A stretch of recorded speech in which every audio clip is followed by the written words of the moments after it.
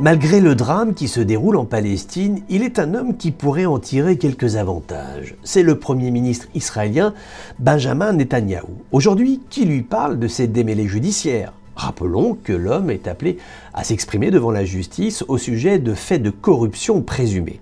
Qui lui parle de formation gouvernementale, puisqu'il n'y a toujours pas de gouvernement en Israël à l'issue des dernières élections législatives anticipées, les quatrièmes en l'espace de quelques années, toujours pas de gouvernement. Ce qui fait que Benjamin Netanyahou est le Premier ministre de facto, l'interlocuteur naturel, va-t-on dire, entre guillemets, des forces armées israéliennes en opération, des partis politiques, de la société civile, mais aussi l'interlocuteur de facto de toutes les chancelleries qui appellent Tel Aviv pour demander quand Israël va baisser le niveau de la conflictualité.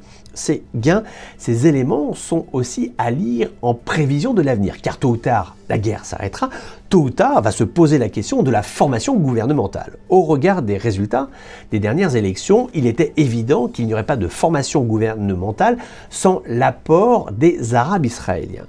Quel parti aujourd'hui en Israël, parti juif, va avoir envie de former une formation gouvernementale avec les Arabes israéliens? Quel Arabe israélien aujourd'hui va avoir envie de participer à un gouvernement avec les partis traditionnels en Israël? Donc on va se retrouver dans une situation de blocage qui, là encore, pourrait profiter à Benjamin Netanyahou, qui resterait, dans un pareil cas, le Premier ministre de facto. Cela nous pose une question, cela nous amène à une réflexion, c'est qu'il ne faut pas confondre le destin personnel d'un homme et l'intérêt d'une nation, de l'État israélien.